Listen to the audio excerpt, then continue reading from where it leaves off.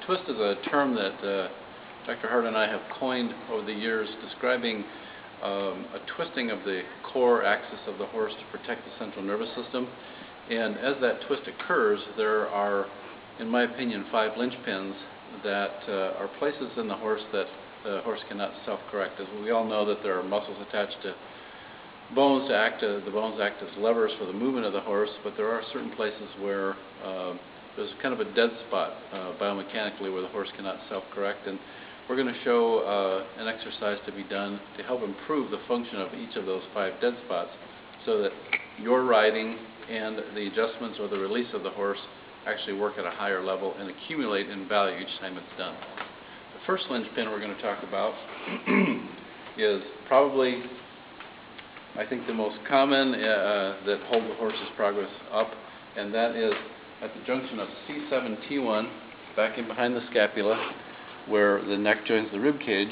And as we all know, that's somewhat of a check mark shape. It's declivity, as Dr. Deb Bennett would say, check mark. And if things get in reverse there, the longus colli muscle will weaken, and the horse loses the ability as they drive from the back end to lift that back up. So we're going to do a simple exercise to work on that, and we want to recruit always the movement of the horse because it's their power that makes the correction during these exercises, not the spot that we're holding itself. So on every horse with a twisting pattern, which we see so commonly, you're going to see one front foot that is slightly more round and flatter than the other foot. That is the weight-bearing foot. The twist of the horse is putting more of the weight on the front end on that side.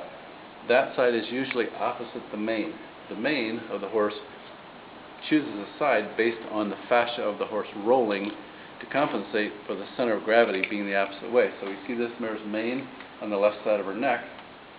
So if her feet were not in the footing, we would see that she has a slightly larger right front foot, and that's the side that we're going to release the cervical thoracic junction at. So I'm going to walk around to the other side of the horse, and we're going to do that.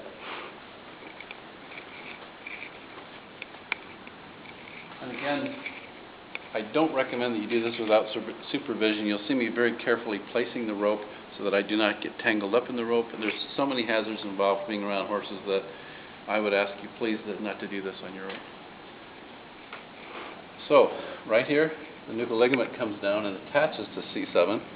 So I'm going to hook my elbow in here, and I'm going to lift this up to create a little bit of release there at C7.